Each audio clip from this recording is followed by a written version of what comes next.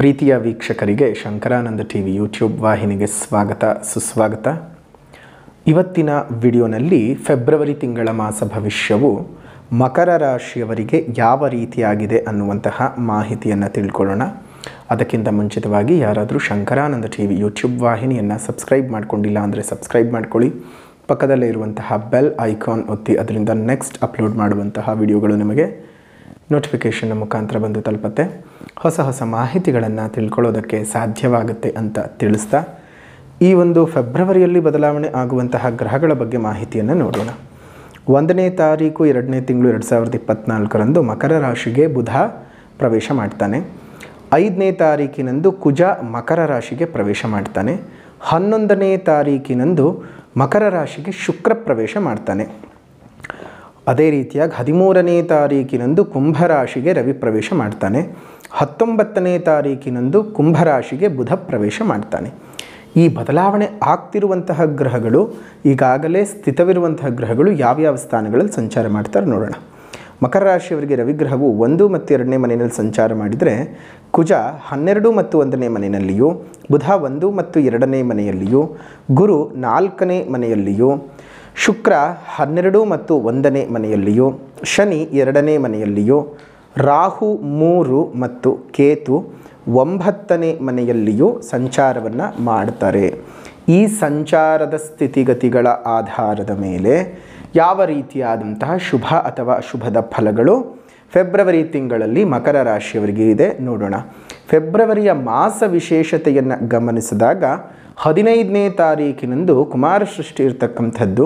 ಆ ಕುಮಾರಷಷ್ಠಿಯ ದಿವಸ ನಿಮಗೆ ಏನಾದರೂ, ನಿಮ್ಮ ಕುಟುಂಬದ ಮೇಲೆ ಏನಾದರೂ ನಾಗದೋಷಗಳು, ಸರ್ಪದೋಷಗಳು, ಸರ್ಪಶಾಪಗಳು, ನಾಗಶಾಪಗಳು ಇದ್ದರೆ ಅದನ್ನು ನಿವಾರಣೆ ಮಾಡಿಕೊಳ್ಳೋದಕ್ಕೆ ಪರ್ವಕಾಲ ಅಂತಲೇ ಹೇಳಬಹುದು.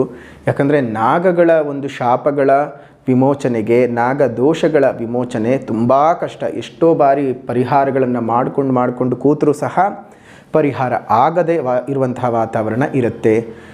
ಆದರೆ ಈ ಸಂದರ್ಭಗಳಲ್ಲಿ ಕುಮಾರಷಷ್ಠಿಯೋ, ಅಡಿಕೃತಿಕ ಬಂದಂತಹ ಸಂದರ್ಭಗಳಲ್ಲಿಯೋ, ಇಲ್ಲ ಚಂಪಾಷಷ್ಠಿ ದಿವಸಗಳಲ್ಲಿಯೋ ಮಾಡಿಕೊಳ್ಳೋದ್ರಿಂದ, ಸುಬ್ರಹ್ಮಣ್ಯನ ವಿಶೇಷವಾದ ವಾರಗಳಲ್ಲಿ ನೀವು ಮಾಡಿಕೊಳ್ಳೋದ್ರಿಂದ ಬಹಳ ಬೇಗ ಆ ನಾಗದೋಷ ಅಥವಾ ನಾಗಶಾಪಗಳಿಂದ ವಿಮೋಚನೆ ನಿಮಗೆ ಸಿಗುತ್ತೆ. ಹಾಗಾಗಿ ಆ ಒಂದು ಕೆಲಸವನ್ನು 15ನೇ ತಾರೀಕು ಮಾಡ್ಕೊಳ್ಳಿ. ಇನ್ನು 16ನೇ ತಾರೀಕಿನಂದು ರಥಸಪ್ತಮಿ. ಆ ರಥಸಪ್ತಮಿಯಂದು ನಮ್ಮೆಲ್ಲರಿಗೂ ಪ್ರತ್ಯಕ್ಷ ದೈವವಾಗಿ ಕರುಣಿಸ್ತಾ ಇರತಕ್ಕಂತಹ ಸೂರ್ಯ, ಅವನಿಗೆ ಪೂಜಾಗಳನ್ನು ಮಾಡಿಕೊಳ್ಳಿ, ಅವನನ್ನು ಆರಾಧಿಸಿ, ಸೂರ್ಯನಾರಾಯಣ ದೇವರಿಗೆ ಅವತ್ತು ಅರ್ಘ್ಯ ಪ್ರದಾನಗಳನ್ನು ಮಾಡಿ, ನಿಮಗೆ ಮನಸ್ಸೋ ಇಚ್ಛಾ ಪ್ರಾರ್ಥನೆಗಳನ್ನು ಸಲ್ಲಿಸಿ, ಆದಿತ್ಯ ಹೃದಯ ಸ್ತೋತ್ರದ ಪಠಣ ಪಾರಾಯಣ ಮಾಡ್ಕೊಳ್ತಾ ಬನ್ನಿ. ಬಹಳ ಅನುಕೂಲತೆಗಳು ಉಂಟಾಗುತ್ತೆ. ಈ ಭೂಮಿಯಲ್ಲಿ ಸೂರ್ಯ ಇಲ್ಲದೆ ಏನೂ ಮಾಡಲಿಕ್ಕೆ ಸಾಧ್ಯವಿಲ್ಲ. ಸೂರ್ಯನ ಕಿರಣಗಳು ಭೂಮಿಗೆ ಬೇಕೇ ಬೇಕು. ಸೂರ್ಯನಿಲ್ಲದೆ ಭೂಮಿ ಅರೆಕ್ಷಣವೂ ಇರೋದಕ್ಕೆ ಸಾಧ್ಯವಾಗಲ್ಲ. ಸೊ ಹಾಗಾಗಿ ಸೂರ್ಯನ ಒಂದು ಔಷಿತ್ಯ ಅವಶ್ಯಕತೆ ಭೂಮಿಗೆ ಇದೆ. ಪ್ರತ್ಯಕ್ಷ ದೈವ ಬೇರೆ ಆಗಿದ್ದಾನೆ, ನಮಗೆ ಕಣ್ಣಿಗೆ ಕಾಣುವ ದೈವ ಬೇರೆ ಆಗಿದ್ದಾನೆ. ಅವನ ಪೂಜೆ ಆರಾಧನೆಗಳನ್ನು ಮಾಡಿ 16ನೇ ತಾರೀಕು ರಥಸಪ್ತಮಿ ಎಂದು ಬಹಳ ಶುಭವಾಗುತ್ತೆ. ಇನ್ನು ಫೆಬ್ರವರಿಯ ಮಾಸ ಭವಿಷ್ಯ ಅಂತ ಗಮನಿಸಿದಾಗ ವೀಕ್ಷಕರು ಅರ್ಥ ಮಾಡ್ಕೊಳ್ಳಿ, ಇದು ಗೋಚಾರದ ಸೂಚ್ಯ ಫಲಗಳೇ ಹೊರತು ನಿಮ್ಮ ಜನ್ಮಜಾತಕದ ವಿಶ್ಲೇಷಣೆ ಅಲ್ಲ. ಹಾಗಾಗಿ ನಿಮ್ಮ ಜನ್ಮಜಾತಕಗಳ ಬಗ್ಗೆ ತಿಳ್ಕೊಳ್ಬೇಕಾದಾಗ ನಿಮ್ಮ ಜಾತಕಗಳನ್ನು ತೋರಿಸ್ಕೊಳ್ಳೋದು ಮರಿಬೇಡಿ. ಎಷ್ಟೋ ಬಾರಿ ಇಲ್ಲಿ ಹೇಳಿರುವ ಫಲಕ್ಕೂ ನಿಮ್ಮ ಜಾತಕದಲ್ಲಿರುವ ಫಲಕ್ಕೂ ವ್ಯತ್ಯಾಸ ಮತ್ತು ವ್ಯತ್ಯಯಗಳು ಇರುತ್ತವೆ. ಅದನ್ನು ತಿಳ್ಕೊಳ್ಬೇಕು ಅಂದರೆ ನಿಮ್ಮ ಜಾತಕಗಳನ್ನು ತೋರಿಸ್ಬೇಕಾಗುತ್ತೆ. ಎಷ್ಟೋ ಬಾರಿ ಕೆಡುಕಿನ ವಾತಾವರಣ ಇದೆ ಅಂತ ಹೇಳಿದರೂ ಸಹ ನಿಮಗೆ ಒಳಿತೆ ಆಗ್ತಾ ಇರುತ್ತೆ. ಕಾರಣ ನಿಮ್ಮ ಜಾತಕದಲ್ಲಿ ಒಳ್ಳೆ ರೀತಿಯಾದಂತಹ ಗ್ರಹದ ಪ್ರಭಾವಗಳು, ದಶಾಭುಕ್ತಿಗಳು ನಡೀತಾ ಇರುತ್ತವೆ. ಇನ್ನು ಎಷ್ಟೋ ಬಾರಿ ಒಳ್ಳೆಯದು ಅಂತ ಹೇಳಿದ್ರು ಕೆಡುಕು ನಡೀತಾ ಇರುತ್ತೆ. ಆಗ ಸಹ ನಿಮಗೆ ಕೆಟ್ಟ ದಶಾಭುಕ್ತಿಗಳು ನಡೀತಾ ಇದ್ದಾಗ ಈ ರೀತಿಯಾಗಿ ಆಗುತ್ತೆ. ಸೊ ಹಾಗಾಗಿ ಜಾತಕಗಳನ್ನು ತೋರಿಸ್ಕೊಳ್ಳೋದು ಮರಿಬೇಡಿ. ಜಾತಕಗಳ ಆಧಾರದಲ್ಲಿನೇ ಪರಿಹಾರಗಳನ್ನು ಮಾಡಿಕೊಳ್ಳೋದು ಬಹಳ ಉತ್ತಮವಾದಂತಹ ಕೆಲಸ. ಫೆಬ್ರವರಿ ಒಂದು ತಿಂಗಳಲ್ಲಿ ನಿಮಗೆ ಬಹಳ ಲಾಭದಾಯಕವಾದಂಥದ್ದು, ನಿಮ್ಮ ಜೀವನದಲ್ಲಿ ಬಹಳ ಶುಭ ನಡೆಯುವಂಥದ್ದು ಆಗುತ್ತೆ. ಆರೋಗ್ಯ ವೃದ್ಧಿ, ಯಾರಾದರೂ ಅನಾರೋಗ್ಯದಿಂದ ಬಳಲ್ತಾ ಇದ್ದರೆ ನಿಮಗೆ ಆರೋಗ್ಯ ವೃದ್ಧಿ ಆಗುವಂಥದ್ದು. ಶಿಕ್ಷಣ ಕ್ಷೇತ್ರದಲ್ಲಿ ತುಂಬ ದೊಡ್ಡ ಮಟ್ಟದ ಸಾಧನೆಯನ್ನು ಮಾಡ್ತೀರಿ. ಶಿಕ್ಷಣ ಸಂಸ್ಥೆಗಳನ್ನು ನಡೆಸುತ್ತಿರುವಂಥವರಿಗೆ, ಶಿಕ್ಷಣ ಅದಲ್ಲಿ ಕೆಲಸವನ್ನು ಮಾಡ್ತಾ ಇರುವಂಥವ್ರಿಗೂ, ಒಂದು ಶಿಕ್ಷಕ ವೃಂದದವರಿಗೆ, ಉಪಾಧ್ಯಾಯರಾಗಿರ್ಬೋದು, ಅಧ್ಯಾಪಕರಿರಬಹುದು, ಇವರೆಲ್ಲರಿಗೂ ಸಹ ಶುಭವಾದ ವಾತಾವರಣ ಇರುವಂಥದ್ದು. ಸರ್ಕಾರದ ಅಧೀನದಲ್ಲಿ ಕೆಲಸವನ್ನು ಮಾಡುವಂಥವರಿಗೆ, ಸರ್ಕಾರಿ ಅಧಿಕಾರಿಗಳಿಗೆ, ಸರ್ಕಾರಿ ವಲಯಗಳಲ್ಲಿ ಕೆಲಸವನ್ನು ಮಾಡುವಂಥವರಿಗೆ, ಸರ್ಕಾರಿ ಉದ್ಯೋಗಿಗಳಿಗೆ ಬಹಳ ಲಾಭಗಳು ಇದ್ದಾವೆ ಈ ಒಂದು ತಿಂಗಳಿನಲ್ಲಿ. ಸೊ ಹಾಗಾಗಿ ಉತ್ತಮವಾದ ಫಲಗಳನ್ನು ನೀವು ಪಡ್ಕೊಳ್ಳೋದಕ್ಕೆ ಸಾಧ್ಯವಾಗುತ್ತೆ. ನಿಮಗೆ ಒಳ್ಳೆಯ ರೀತಿಯಲ್ಲಿ ಬೆಳವಣಿಗೆಗಳು ಸಹ ನಿಮಗೆ ಉಂಟಾಗುತ್ತೆ. ಏನು ಯೋಚನೆ ಮಾಡುವಂಥ ಅವಶ್ಯಕತೆ ಇಲ್ಲ. ಈ ಒಂದು ಮಕರ ರಾಶಿಯವರಿಗೆ ನಿಮ್ಮ ಮನಸ್ಸಿನ ಅನುಸಾರವೇ ಎಲ್ಲ ರೀತಿಯಾದಂತಹ ಶುಭದ ಫಲಗಳು, ಕಾರ್ಯಗಳಲ್ಲಿ ಯಶಸ್ಸುಗಳಾಗುವಂಥದ್ದು. ಸೈನಿಕರಿಗೆ, ಸೈನ್ಯ ಇಲಾಖೆಗಳಲ್ಲಿ ಕೆಲಸವನ್ನು ಮಾಡುವಂಥವರಿಗೆ, ಅದು ಯಾವುದೇ ಆಗಿರಬಹುದು, ವಾಯುಸೇನೆ ಆಗಿರಬಹುದು, ಜಲಸೇನೆ ಆಗಿರಬಹುದು, ಭೂಸೇನೆಯಾಗಿರಬಹುದು, ಯಾವುದೇ ತ್ರಿವಿಧವಾದಂತಹ ಸೇನೆಗಳಲ್ಲಿ ಕೆಲಸವನ್ನು ಮಾಡುವಂಥವರಿಗೆ ನಿಮಗೆ ನಿಮ್ಮ ಕೆಲಸ ಕಾರ್ಯಗಳನ್ನು ಗುರುತಿಸಿ ಪ್ರಶಸ್ತಿಗಳನ್ನು ಕೊಡ್ತಕ್ಕಂತಹ ಒಂದು ತಿಂಗಳು ಆಗಿರುತ್ತೆ. ಒಂದು ಕ್ರೀಡಾಪಟುಗಳಿಗೆ ಒಂದು ಕ್ರೀಡೆಯಲ್ಲಿ ಆಸಕ್ತಿಯು ಜಾಸ್ತಿಯಾಗಿ ನಿಮ್ಮ ಸಾಧನೆಯು ಹೆಚ್ಚಾಗಿ ಹೆಸರುಗಳು ಜಾಸ್ತಿ ಆಗುವಂಥದ್ದು, ಹಣಕೀರ್ತಿ ಲಾಭಗಳು ಜಾಸ್ತಿ ಆಗುವಂಥದ್ದಾಗುತ್ತೆ. ಅಧಿಕ ಮೊತ್ತದ ಧನಲಾಭ ಉಂಟಾಗ್ತಕ್ಕಂತಹದ್ದು. ನಿಮಗೆಲ್ಲ ಕಡೆಗಳಿಂದಲೂ ಪ್ರಶಂಸೆ ಬಂದು ಸೇರುತ್ತೆ. ನೀವು ಮಾಡುವಂತಹ ಕೆಲಸ ಕಾರ್ಯಗಳಲ್ಲಿ ಬಹಳ ದೊಡ್ಡ ಮಟ್ಟದ ಬದಲಾವಣೆಯನ್ನು, ಕಿರುಕುಳ ರಹಿತ ವಾತಾವರಣವನ್ನು ನೀವು ಉದ್ಯೋಗದ ಕ್ಷೇತ್ರದಲ್ಲಿ ನೀವು ನೋಡ್ತೀರಿ. ಅದೇ ರೀತಿಯಾಗಿ ಹೊಸ ವಸ್ತುಗಳ ಖರೀದಿಯಿಂದ ಮಾನಸಿಕ ಸಂತಸ ಪ್ರಾಪ್ತಿ ಆಗ್ತಕ್ಕಂಥದ್ದಾಗುತ್ತೆ. ಕ್ರೀಡಾಪಟುಗಳಿಗೆ ವಿದೇಶ ಪ್ರಯಾಣದ ಯೋಗವೂ ಸಹ ಬರ್ತಕ್ಕಂಥದ್ದು. ಒಳ್ಳೆ ರೀತಿಯಾದಂತಹ ಬೆಳವಣಿಗೆಗಳನ್ನು ಫೆಬ್ರವರಿ ತಿಂಗಳಲ್ಲಿ ಮಕರ ರಾಶಿಯವರು ನೋಡ್ತೀರಿ. ಒಳ್ಳೆ ರೀತಿಯಾಗಿರ್ತಕ್ಕಂತಹ ಫಲಾನುಫಲಗಳೇ ನಿಮಗೆ ಇದ್ದಾವೆ.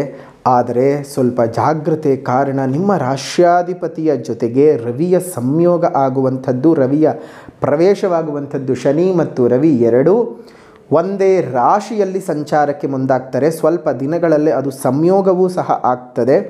ಆ ಸಂದರ್ಭದಲ್ಲಿ ಕೆಡುಕುಗಳು ಆಗುವುದು ಸರ್ವೇ ಸಾಮಾನ್ಯ.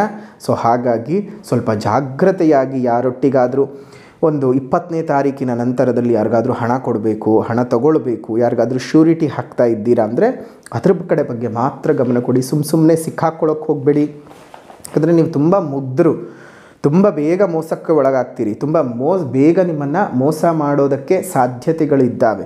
ಹಾಗಾಗಿ ಸ್ವಲ್ಪ ಜಾಗ್ರತೆಯಾಗಿ ನೋಡಿಕೊಂಡು ನಿಮ್ಮ ಜೀವನವನ್ನು ಮುಂದುವರಿಸ್ಕೊಂಡು ಹೋಗಿ, ಒಳ್ಳೆಯದಾಗುತ್ತೆ. ಒಳ್ಳೆ ರೀತಿಯ ಬೆಳವಣಿಗೆಗಳನ್ನು ನೀವು ಈ ತಿಂಗಳಲ್ಲಿ ನೋಡೋದಕ್ಕೆ ಸಾಧ್ಯವಾಗುತ್ತೆ ಅಂತ ತಿಳಿಸ್ತಾ, ಮಾಡಿಕೊಳ್ಬೇಕಾದಂತಹ ಪರಿಹಾರದ ಕ್ರಮನಾದರೂ ಏನು ಅಂದರೆ, ಈ ವಾರದಲ್ಲಿ ನೀವು ಮಾಡಿಕೊಳ್ಬೇಕಾಗಿರುವಂಥದ್ದು, ಈ ತಿಂಗಳಲ್ಲಿ ನೀವು ಮಾಡಿಕೊಳ್ಬೇಕಾಗಿರೋದು ಅಂತಂದರೆ, ಮೊದಲನೇದಾಗಿ ಸಾಮಾಜಿಕ ಪರಿಹಾರ.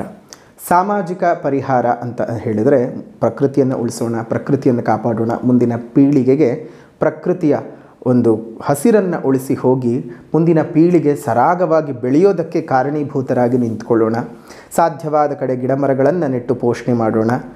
ಸುತ್ತ ಇರುವಂತಹ ಉದ್ಯಾನವನಗಳಲ್ಲಿ ಒಂದೊಂದು ಹಣ್ಣಿನ ಗಿಡಗಳನ್ನು ಕೊಟ್ಟು ಪೋಷಣೆ ಮಾಡಿಸಿ 4-6 ವರ್ಷಗಳಲ್ಲಿ ಅದು ಬೆಳೆದು ನಿಂತು ಹಣ್ಣುಗಳನ್ನು, ಹೂಗಳನ್ನು, ಎಷ್ಟೋ ಪ್ರಾಣಿಗಳಿಗೆ ಆಸರೆ, ಆಹಾರ ಕೊಡೋದನ್ನು ನೋಡಿದ್ರೆ ನಿಮಗೇ ಸಂತಸವಾಗುತ್ತೆ. ನೀವೇ ಹಾಕಿ ಬೆಳೆಸಿದಂತಹ ಗಿಡ ಎಷ್ಟೋ ಜೀವಜಂತುಗಳಿಗೆ ಆಸರೆಯಾಗಿ ಇರೋದನ್ನು ಕಂಡು ನಿಮ್ಮ ಮನಸ್ಸೆಷ್ಟು ಸಂತೋಷ ಪಡಬಹುದು ಅಲ್ವಾ? ನಮಗೆ ಸಂಪಾದನೆ ಮಾಡಿ ಸಂತೋಷ ಪಡೋದಕ್ಕಿಂತ ಈ ರೀತಿ ಸಹಕಾರಿಯಾಗಿ ನಿಂತ್ಕೊಂಡು ಸಂತಸ ಪಡ್ತಕ್ಕಂಥದ್ದು ಉತ್ತಮವಾದ ವಾತಾವರಣ ಅಲ್ವಾ? ಹಾಗಾಗಿ ಈ ಒಂದು ಸಣ್ಣ ಕೆಲಸವನ್ನು ಮಾಡಿ. ಇನ್ನು ನಿಮ್ಮ ಮನೆ ಮುಂದೆ ಮತ್ತು ಮೇಲ್ಭಾಗದಲ್ಲಿ ಒಂದು ಸಣ್ಣ ಸಣ್ಣ ಕುಂಡಗಳಲ್ಲಿ ನೀರನ್ನು ಇಡ್ತಾ ಬನ್ನಿ. ಅದರಿಂದ ಎಷ್ಟೋ ಜೀವ ಜಂತುಗಳಿಗೆ ಆಸರೆಯಾಗುತ್ತೆ, ದಾಹ ಇಂಗುತ್ತೆ. ನಿಮಗೆ ಸಹಾಯ ಮಾಡೋಕ್ಕೆ ಸಾಧ್ಯ ಇಲ್ಲದೇ ಇದ್ದರೂ ಹಾನಿ ಅಂತೂ ಮಾಡೋಕ್ಕೆ ಹೋಗಬೇಡಿ. ಯಾರಿಗೆ ಆಗಲಿ, ಮನುಷ್ಯನಿಗಾಗಲಿ, ಬೇರೆ ಇತರ ಪ್ರಾಣಿಗಳಿಗಾಗಲಿ ಹಾನಿ ಮಾಡೋದಕ್ಕೆ ಹೋಗಬೇಡಿ. ಇದನ್ನೆಲ್ಲ ಕಂಡಂತಹ ದೈವ ನಿಮ್ಮನ್ನು ಮೆಚ್ಚುತ್ತಾನೆ. ದೇವರನ್ನು ನೀವು ಮೆಚ್ಚುವಂತಹ ಕೆಲಸಕ್ಕಿಂತ ದೈವ ನಿಮ್ಮನ್ನು ಮೆಚ್ಚಿಕೊಳ್ಳುವಂತಹ ಕೆಲಸವನ್ನು ಮಾಡೋದರಿಂದ ಬಹಳ ಅನುಕೂಲತೆಗಳನ್ನು ನೀವು ಪಡ್ಕೊಳ್ಳೋದಕ್ಕೆ ಸಾಧ್ಯ ಇದೆ. ಸೊ ಹಾಗಾಗಿ ಈ ಒಂದು ಸಣ್ಣ ಕೆಲಸಗಳೇ ನಿಮ್ಮ ಬದುಕಿನಲ್ಲಿ ದೊಡ್ಡ ಬದಲಾವಣೆ ಮತ್ತು ದೊಡ್ಡ ಸಾರ್ಥಕತೆಯ ಕಡೆಗೆ ಕರ್ಕೊಂಡು ಹೋಗುತ್ತೆ. ಸೊ ಹಾಗಾಗಿ ಈ ಕೆಲಸವನ್ನು ಮಾಡಿ ಅಂತ ಹೇಳ್ತಾ, ಆಧ್ಯಾತ್ಮಿಕ ಪರಿಹಾರ. ಆಧ್ಯಾತ್ಮಿಕ ಪರಿಹಾರ ಅಂತಂದರೆ, ಇವತ್ತು ಈ ವಾರದಲ್ಲಿ, ಈ ತಿಂಗಳುಗಳಲ್ಲಿ ಪ್ರತಿ ದಿವಸ, ಪ್ರತಿ ವಾರ, ಪ್ರತಿ ತಿಂಗಳು ನೀವು ಮಾಡಿಕೊಳ್ಬೇಕಾಗಿರುವಂಥ ಪರಿಹಾರನಾದರೂ ಏನಪ್ಪ ಅಂತ ಹೇಳಿದ್ರೆ, ಕಮಲಾಂಬಿಕೈ ದೇವಿಯ ಪೂಜೆ, ತ್ಯಾಗರಾಜ ಸಮೇತ ಕಮಲಾಂಬಿಕಾ ದೇವಿಯ ಪೂಜೆಯನ್ನು ಮಾಡಿ, ಕಮಲಾಂಬಿಕಾ ದೇವಿಯ ಆರಾಧನೆಯನ್ನು ಮಾಡಿ. ಓಂ ಶ್ರೀ ಕಮಲಾಂಬಿಕಾ ದೇವ್ಯೈ ನಮಃ, ಓಂ ಶ್ರೀ ಕಮಲಾಂಬಿಕಾ ದೇವ್ಯೈ ನಮಃ. ಈ ಮಂತ್ರವನ್ನು ಪೂರ್ವಾಭಿಮುಖವಾಗಿ ಕೂತು ಮುಂಜಾನೆ 4:15 5 ಗಂಟೆ ಸಮಯದಲ್ಲಿ 108 ಬಾರಿ ಪಠಿಸ್ತಾ ಬನ್ನಿ. ಆ ಕಮಲಾಂಬಿಕೈ ದೇವಿಯ ಆಶೀರ್ವಾದದಿಂದ ಬಹಳ ಶುಭವಾಗುತ್ತೆ, ನಿಮ್ಮ ಜೀವನಕ್ಕೂ ಸಹ ಒಳಿತಾಗುತ್ತೆ ಅಂತ ಹೇಳ್ತಾ ಈ ಒಂದು ಮಕರ ರಾಶಿಯವರ ಫೆಬ್ರವರಿ ತಿಂಗಳ ಮಾಸ ಭವಿಷ್ಯವನ್ನು ಇಲ್ಲಿಗೆ ಮುಕ್ತಾಯ ಮಾಡೋಣ. ವಿಡಿಯೋ ಇಷ್ಟ ಆಗಿದ್ದರೆ ಲೈಕ್ ಮಾಡಿ, ಶೇರ್ ಮಾಡಿ, ಕಮೆಂಟ್ ಮಾಡಿ. ಮತ್ತೆ ಮುಂದಿನ ವಿಡಿಯೋನಲ್ಲಿ ಭೇಟಿ ಮಾಡ್ತೀನಿ. ಅಲ್ಲಿವರೆಗೂ ನಮಸ್ಕಾರ. ಲೋಕ ಸಮಸ್ತ ಸುಖಿನೋ ಭವಂತು, ಸಕಲ ಸನ್ಮಂಗಳಾನಿ ಭವಂತು, ಸರ್ವೇ ಜನಾಃ ಸುಖಿನೋ ಭವಂತು, ಸಮಸ್ತ ಸನ್ಮಂಗಳಾನಿ ಭವಂತು.